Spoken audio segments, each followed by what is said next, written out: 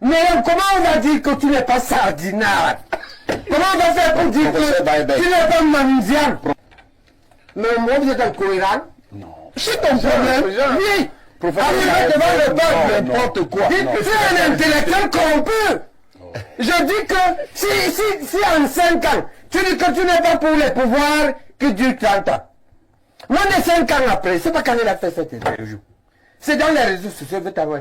Tu commences à dire, mais tu soutiens 42 ans. Mais comment on va dire que tu n'es pas sardinard? Comment on va faire pour dire que tu n'es pas mendiant? Professeur Baebek, non, le procès n'est pas... Mais c'est lui qui m'a provoqué, je ne parlais pas de lui. Ce n'est que cela que les évêques doivent faire, les hommes de Dieu. Ils doivent toujours chercher la moralité des actes que nous posons. Pas la légalité, pas la légitime, la moralité. Et la moralité ici consiste pour des hommes de ce niveau d'attirer l'attention d'un de leurs pour lui dire que même si de mauvaises personnes autour de toi te chantent des cantiques contraires au bon sens, voici ce que nous te disons. C'est la position de l'Église, elle est claire. On manipule. Les gens sélectionnent ce qui les arrange. Là, subitement, l'Église catholique devient le centre de vertu. C'est eux qui t'ont fait changer en 3 ans. Monsieur le professeur Baebek, je sais que vous êtes particulièrement mal élevé. C'est toi qui as dit. Particulièrement mal élevé. Tu es un intellectuel corrompu. Mais il faut avoir la décence de laisser les autres s'exprimer. Vous n'êtes pas responsable. Vous n'êtes pas responsable de ma cohérence, monsieur. Mais comment on va dire que tu n'es pas sardinard? Comment on va faire pour dire que tu n'es pas mendiant? Vous êtes un professeur incohérent. On ne se compare pas comme ça. Aux États-Unis, il y a ce qu'on appelle le conflit d'intérêts. Je répète, il est dans le conflit d'intérêts. C'est dans le conflit d'intérêts. Je ne mange pas l'argent d'un parti. C'est la force des arguments. Moi, je mange l'argent d'un parti. Oui. C'est la force des arguments. C'est ça la voiture qui t'a enlevé ça. Vous n'êtes manifestement pas sérieux. Allez-y, vous manquez le professeur Wanangini. Cette église a encore la tête sur les épaules. Je vous ai dit, et sans vouloir le blesser, d'ailleurs, ce n'est pas pour le blesser, j'ai bien fait d'observer qu'aux obsèques de la mère du professeur Messanga, il y aura l'archevêque Cléda. Donc, il sait qu'il est une des oies de Cléda et qu'il doit respecter l'église. Les autres catholiques qui sont ici, qui vont tenter de ne pas respecter l'église, c'est leur problème. Bien fait, Messanga. Je crois que Sadi est aussi un bon chrétien. C'est pour cela que son communiqué était doux. Et dans le RDPC, on dit qu'il était très mou, ce communiqué.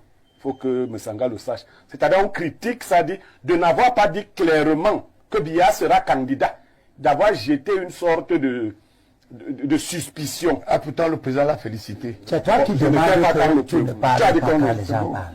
Bon, sur ma position relativement à la sortie des évêques, elle est invariable.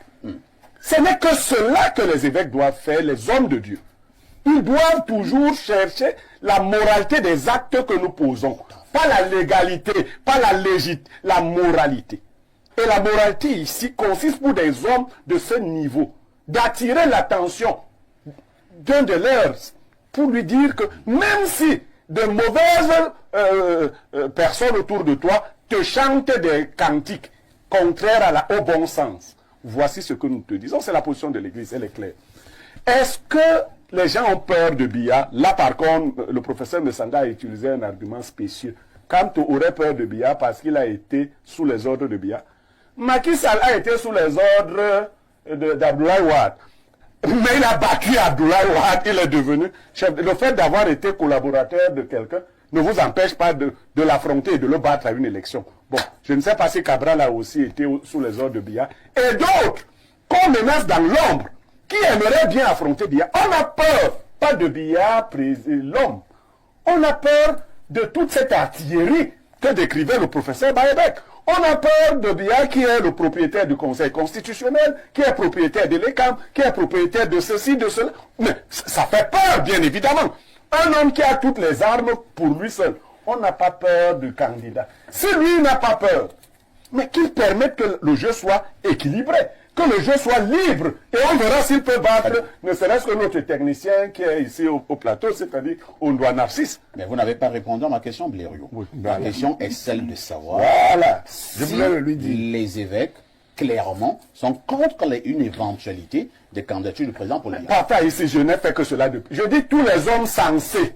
Tous les hommes qui portent encore leur tête sur On t'a dit leur... même les militaires. Je dis que tout le monde qui porte On sa t'a dit tête même le gouvernement. sur ses On t'a dit épaules. même le RDP. Vous pensez que même quand il s'assoit même à l'intérieur de la maison, à la maison on ne dit pas que papa laisse. Qui est... Mais bien sûr, Il n'a pas une famille qui l'aime. qui l'aime, que papa alors... Comment? Donc ceux qui demandent au président de se représenter... C'est l'hypocrisie, Parfait ici. ici. Oui. C'est Vous voulez la l'hypocrisie. vérité. C'est la Toute personne qui dit au président Paul Biya de se présenter est un monstre. Comment ça? Un monstre, c'est-à-dire une méchante personne au fond de son Non, il y a âme. des lâches. Non, mais c'est un monstre d'abord. Il faut voir celui-là comme un monstre. Et il y a plus- C'est ça. Non, c'est ça, ça le baise. Mais est-ce que le parti État, qui a changé le nom 3 fois, UC, UNC, RDPC, regardez l'état du pays. On a plutôt regret. Maintenant, il y a la guerre, non? Il y a les ordures partis, non? Les ordures, Jean-Jacques. Il y a les délaissages tous les jours, non? Il y a des quartiers entiers qui n'ont pas l'eau, non? Est-ce qu'on peut estimer que ce parti a échoué? On n'a pas d'alternative que de réveiller l'UPC. On a l'impression que le réveil On n'est n'a pas, pas- ce non, ce n'est pas pour aujourd'hui, laisse-moi ce réveil-là. terminer. Oui, allez-y. On n'a pas d'alternative que de ça, que l'UPC. Le problème, c'est que ça peut être difficile. Et cette apparence de difficulté, il faut distinguer les difficultés réelles et les difficultés difficiles. Hein, apparentes, je veux dire. Une affaire que la candidature de Ntimba, ça, je n'ai pas encore parlé avec lui. Quand je vais parler avec lui, je vais demander à Ndobo de me chercher son adresse pour que je lui parle. Quand je vais parler avec lui, nous, on va lui faire les propositions. S'il est de bonne foi, il va nous rejoindre. D'accord. D'accord? On va lui faire les propositions proportionnelles. Après lui avoir expliqué les risques. Le premier risque, c'est qu'il faut que tu gères l'intérêt de l'UPC. Et tu sais à quel point les gens qui te posent la sont diaboliques. Les cartes là. Et on va te montrer ce qu'ils font. Vous êtes dans une même famille, et dans cette famille, il y a des gens qui sont diaboliques. Mais ça existe dans la famille biologique, Jean-Jacques. La même maman accouche un Barundi et un savant, non? Qu'est-ce qui t'étonne que la famille politique soit comme ça? Pourquoi tu mets le feu, lui dans le feu?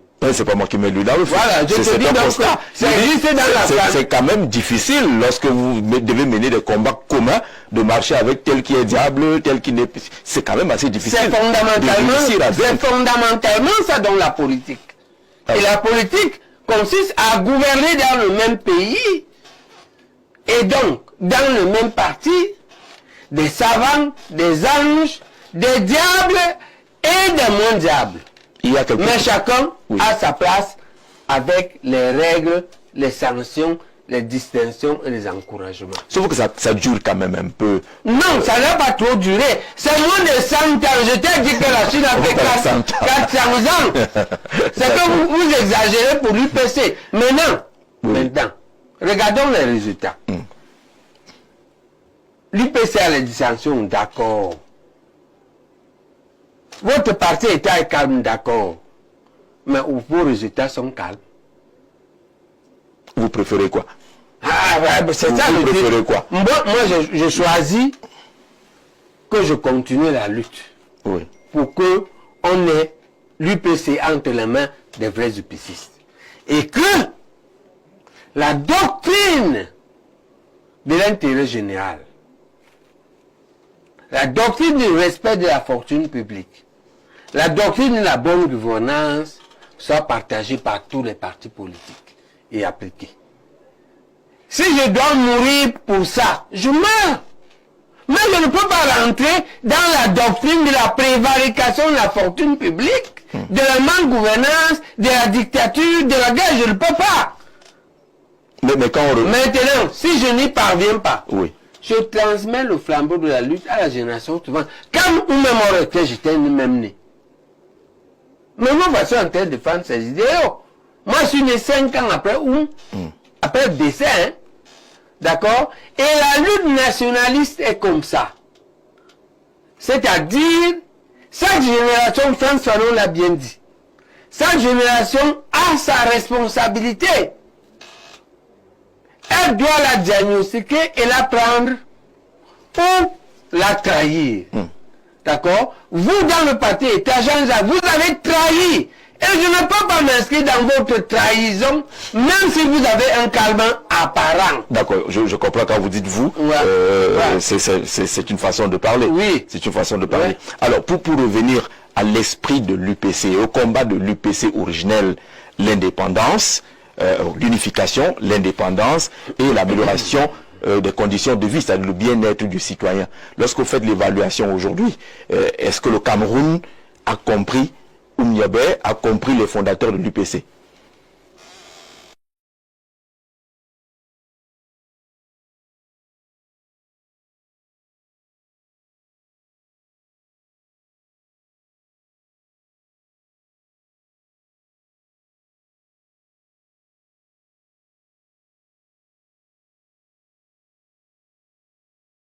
Carré d'un avocat, d'un professeur de médecine. Ok? 5. Le conflit avec le SDF qui a presque disparu. D'accord? 6. Le conflit du 6 avril. Je vais revenir. Non, ne beaucoup pas quand je dis ça. C'est pourquoi je dis vous. On va du SDF pour la suite. On dit le Nordiste le 6 avril. Les deux États. Il y a les gens, parmi les gens qui ont tué les gens le 6 avril, certains s'appelaient Zé. Ah oui, ils ont tué 1000 personnes. Certains s'appelaient oui, certains s'appelaient comme toi. Zé. Il y avait deux camps, les tueurs et les tués. Oui. Parmi les tueurs, il y avait les Zé. D'accord. Ils tuaient qui? Les Zé tuaient qui? Ils tuaient les Amadou.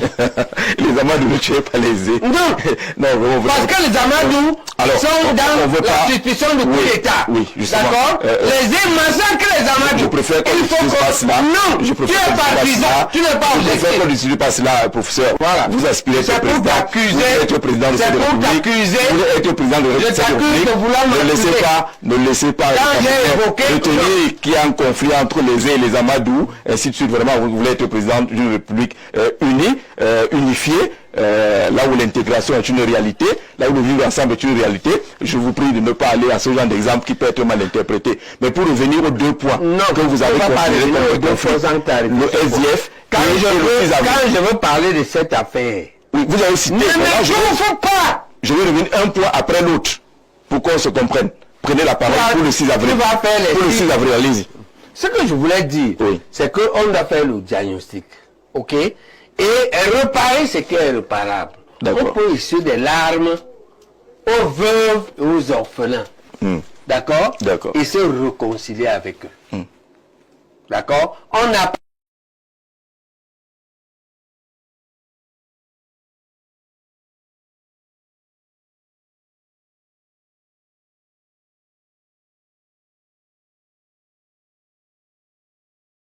baser le processus sur un système que je contrôlais, c'est-à-dire les fondamentalistes.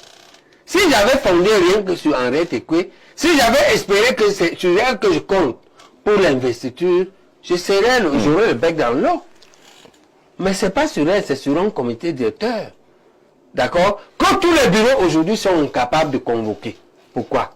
Parce qu'ils sont complètement désavoués par la base. L'un des seuls leaders de l'UPC aujourd'hui qui peut parler à la base est Baïbek. Vous pouvez bien parler à la base. D'abord, beaucoup de Camerounais vous aiment. Ceux qui ne vous aiment pas disent que vraiment marcher avec Baïbek est bien compliqué parce qu'on ne le contrôle pas. Ça veut dire qu'on vous contrôle. C'est ça que j'ai répondu à Péquois. Voilà. Je lui ai répondu que si tu avais contribué à investir une marionnette, tu as raté. Moi, je ne saurais être une marionnette. Moi, je suis une forte tête qui sait aussi être humble. Je sais reconnaître que je ne peux pas faire telle ou telle chose et que je dois reculer. Mais je ne peux pas être la marionnette. Non, je ne suis pas.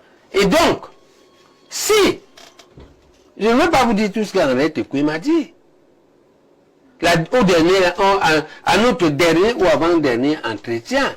Elle a été appelée par le Sérail pour parler de moi. D'accord? Et ça m'a qu'on me posait des ultimatums. Et j'ai répondu. Et peut-être que c'est ces ultimatums qui font problème par rapport à ma réponse. Mais M. Babi, lorsqu'on se lance en politique, il y a beaucoup de compromis de ce côté. Vous n'êtes pas prêt à des compromis. Non, ce n'est pas que je ne suis pas prêt à des compromis. Moi, j'ai une formation politique de fond. En autodidacte, j'ai lu Mao, j'ai lu Lénine, j'ai lu George Washington, j'ai lu Général de Gaulle, j'ai lu Mandela, j'ai lu Martin Luther King, à fond. On ne négocie pas en politique. Le premier problème de la négociation en politique, c'est établir le rapport de force. D'accord? J'attends d'établir le rapport de force.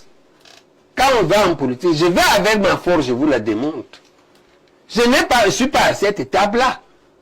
Et j'ai fixé la date. Je ne négocie rien avant le début de la campagne. Ça veut dire qu'il est possible que vous négociez. Oui, mais pas avant le début de la campagne. Que vous souteniez un autre candidat. Le parcours aujourd'hui où nous en sommes, il y a 5 étapes cruciaux. L'avant-campagne, on est là. C'est-à-dire avant convocation du corps électoral. Oui. Entre la convocation du corps électoral, le dépôt des candidatures. 3, le contentieux électoral. 4, la pré-campagne. 5, la campagne. 6, les élections elles-mêmes. 7, le contentieux post-électoral. Il y a 7 étapes. On n'a même pas commencé, je négocie comment une série différente de rapport aux portes. Laissez-moi démontrer ma force. Et dans la force, il y a plusieurs composantes. Ok? Il y a la composante cognitive. Que je défends la force de ma pensée politique, de ma vision. Et de l'UPC que je défends. Et puis il y aura la démonstration de force médiatique. La force politique aussi, le terrain. Mais quand on va à une élection... Mais on ne négocie pas ça avant. Avant, ça ne s'appelle pas la négociation. Ça s'appelle la compromission. Ça s'appelle la corruption. Ok? Vous voulez dire que ceux qui se sont engagés là, Bapolipo avec le RDPC, Baligenkot avec Akere Mouna... C'est même pire. Là-bas, c'est pire. C'est pire avec Akere Mouna. C'est pire que la corruption. Tu sais ce que c'est? C'est quoi? C'est de la prostitution. Voilà, et on va voir, après les élections, le soir des élections, ce que chacun a récolté. D'accord. À chaque fois, il y a... Mais c'est même que ça n'a pas commencé. Tu as déjà négocié et tu t'es déjà livré. C'est de l'imbécilité. Non, on a compris comment vous avez qualifié cela. Oui, c'est de l'imbécilité. Pour aller à une élection comme la présidentielle, il faut être porté par une machine politique forte. L'UPC. Mais lorsqu'on voit l'UPC aujourd'hui a pratiquement 4 candidats, ça veut dire que l'ennemi, votre adversaire, risque d'être votre propre parti. Attends, ça peut exister. Mais il y a des gens qui pèsent et d'autres qui ne pèsent pas. On te dit que la machin est montée, elle est descendue, il soutient un Kéria, un autre dit qu'il soutient bien. Est-ce que ça c'est l'UPC? C'est contre l'esprit de l'UPC. Premièrement. D'autres, je leur dirais ça hier au comité directeur. Moi, si j'ai les 300 signatures, sans aucun parti politique, je gagne. Au Cameroun. Parce que le Cameroun me porte à cœur. Mais parce que j'ai les relais communaux. Ok? Qui me respectent, qui me considèrent. Parce qu'ils ont été mes élèves. Ils m'ont admiré comme enseignant. Est-ce que Jean déjà comprend ça? Est-ce qu'ils sont vos militants? Pas parce qu'ils ont été élèves qu'ils sont militants. Mais oui, les êtres humains sont comme ça. Bob a écrit, sa femme a appuyé. Que je suis comme un gourou. Les médecins me suivent aveuglement. Les médecins pensent que, et je leur en appelle ici, et les pharmaciens, on va changer le pays. Mais dans un pays... Au pouvoir ou pas. Et je prends le leadership de ça. Dans un pays qui a remporté plusieurs fois le trophée de la corruption, les gens comme vous on préfère les éviter. Comment on peut faire pour qu'un pays de corrompus, entre guillemets, ça devient de plus en plus minoritaire. Ça recule. Ça recule de ce point de vue parce que le peuple en souffre énormément. Et il est de plus en plus conscient qu'il a une certaine responsabilité. Ok? Bon. Mais on dit un président le marasme, un président fouettard. Ils veulent un président fort. Pas fouettard. J'ai dit hier aux UPCistes que je suis convaincu que ce pays a besoin de ce profil pour mettre de l'ordre. Parce que pour eux, voir l'inverse. Puis il a été 40 ans gentil avec vous. Mais Jean-Jacques, vous avez profité pour détruire le pays. Et vous voulez que je rigole avec vous? Mais n'ayez pas peur, si vous êtes correct, il n'y aura pas de fouette. Si vous avez la chance que l'Assemblée refuse, moi je vais voter une loi. Si on refuse, il n'y a pas de fouet. D'accord? Et si on sommes nous... Votre méthode, c'est d'abord la dureté, la fermeté. Et le président Biya avait parlé à son arrivée. Je le dis pour vous terroriser, pour vous faire peur. Mais en réalité, ça dépend du charisme de chacun. J'ai la chance que moi j'ai un charisme qui est une grâce divine. Et je l'ai testé plusieurs fois. Je vais vous donner 2 occasions. Pendant près de 20 ans, j'ai fait venir les étudiants en médecine à l'hôpital à 7 heures. Alors que l'heure officielle, c'est 8 heures. Et ils venaient à 7 heures.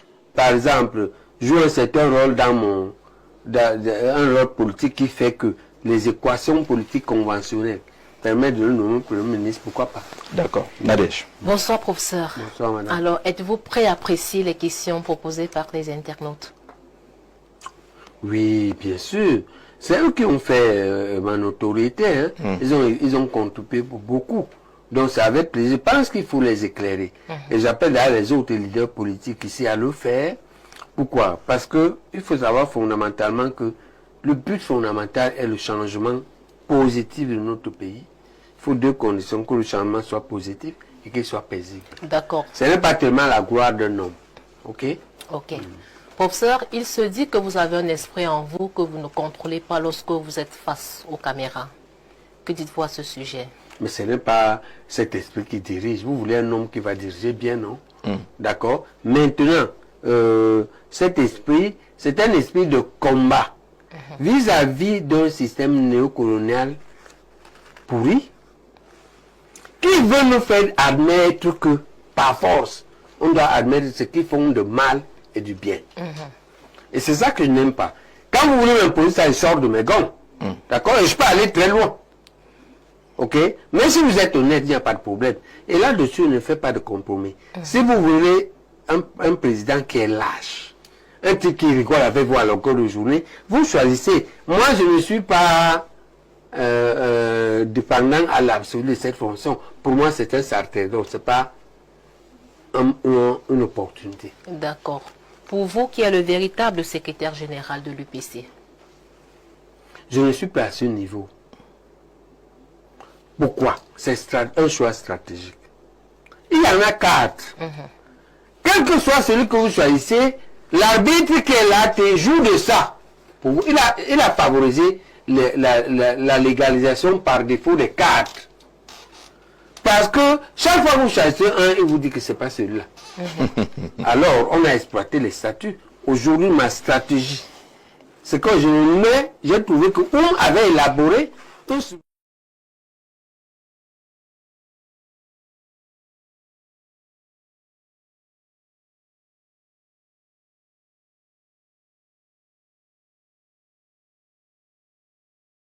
Depuis plusieurs années, des conflits internes.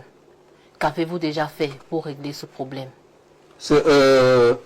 J'ai rencontré personnellement tous ces gens. Mais il y a des gens avec qui tu ne peux rien obtenir. Pourquoi? Parce que fondamentalement, il a quitté l'objet fondamental de l'UPC. La lutte pour l'acquisition de pouvoir comme moyen d'amélioration du standard de vie. Ils sont tous inscrits dans la lutte, non pas pour l'acquisition de pouvoir, parce qu'ils la trouvent longue et inefficace ou impossible. ils décident donc qu'ils vont même s'accrocher sur le système néocolonial et avoir des miettes. Qu'est-ce que tu peux obtenir d'un seul type? Tu ne peux rien obtenir. Le but donc aujourd'hui, c'est de renforcer la fraction ou la tendance des fondamentalistes, dont je suis à peu près le porte-parole. Dans cet objectif de continuer la lutte politique pour arriver au pouvoir et changer paisiblement notre vie, avec la possibilité de composer avec une bonne foi, notre bonne foi, que l'on trouve sur notre chemin. Mais il faut les laisser là où ils sont. Nous, on ne fait pas le strapontidisme. Et qu'on n'y arrive pas, ne nous impressionnons pas. Si on n'arrive pas, on transmet le flambeau à la génération suivante. D'accord. Si vous êtes élu président de la République, la crise du Nozo fait-elle partie de votre priorité? Alors, nos objectifs, notre programme politique de l'UPC a été divisé en 3 types d'urgences. Les extrêmes urgences, les urgences intermédiaires et les urgences différées. Dans les urgences, les extrêmes urgences, la première extrême urgence est la paix dans le Nozo. Elle comporte à l'intérieur la libération conditionnelle des leaders. On peut les mettre en liberté, surveillés à Bastos, avec les policiers. Ici, le président avait donné une voiture, un chauffeur civil, mais en réalité un anti-gars. Ah oui, non? Qui était chargé sur vous, on connaît ces méthodes-là. Négocier avec eux. Resocialiser les veuves. Des deux côtés, il faut les resocialiser. C'est-à-dire les petits crédits, les petites activités. Les femmes ont ceci, celle-ci c'est coiffeur, l'autre elle vend les oignons, l'autre vend le macabre. Ils ont toujours quelque chose à faire. Il faut les recapitaliser de façon rationnelle, les reformer pour faire quelque chose, une activité rentable.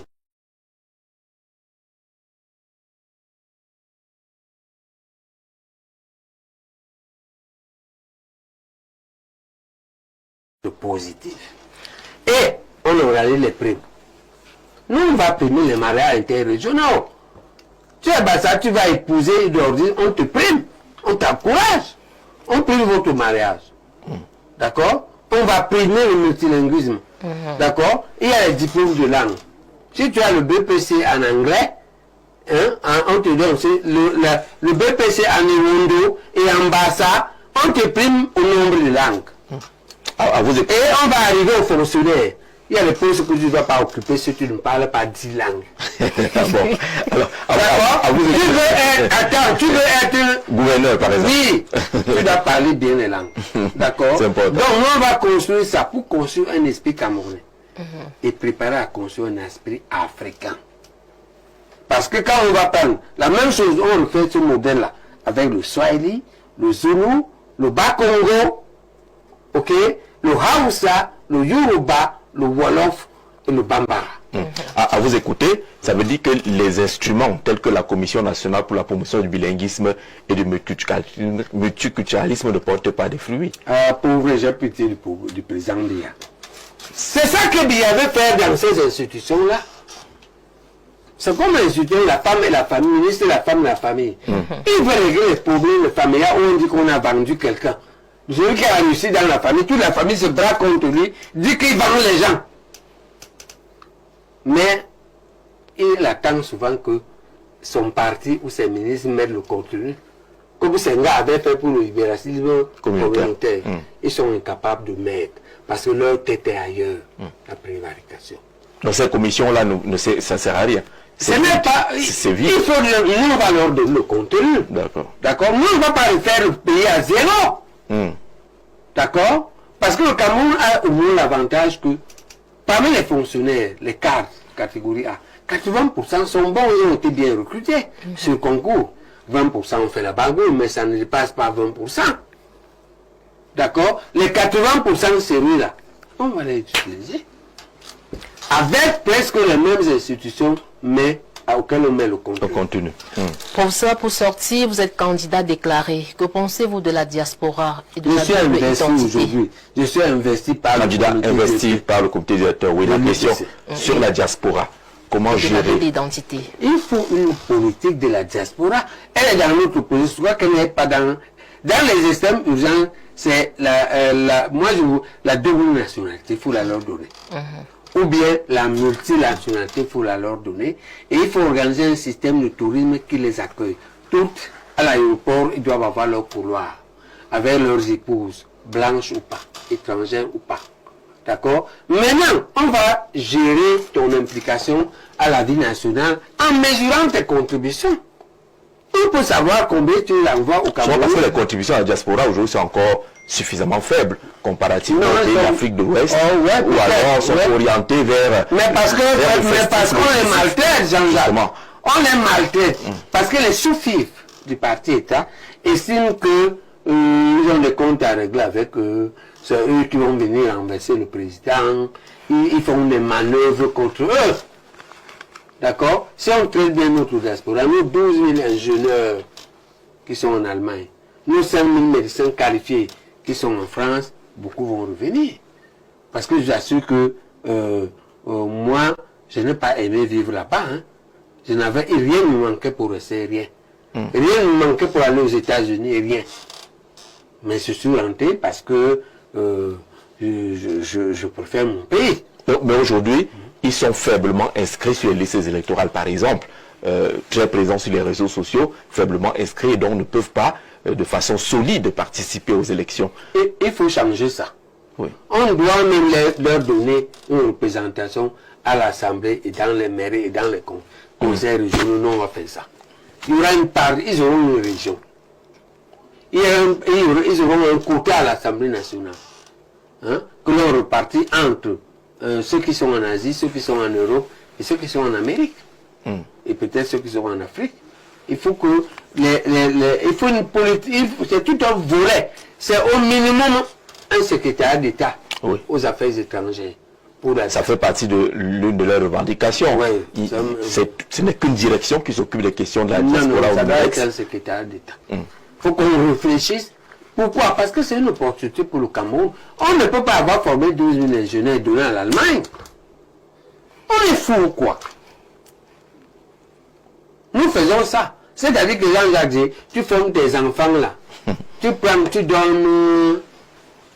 Comment? À celui qui ne les a même pas formés, qui n'a pas dépensé, qui a bénéficié. C'est une politique de la diaspora folle. Mais la diaspora dit que vous avez l'impression, peut-être pas vous, hein, ceux qui sont au pouvoir, l'impression que c'est tous des opposants. Voilà. Qu'il ne faut pas leur faciliter. La majorité s'est braquée. Et ceux qui sont moins qualifiés surtout.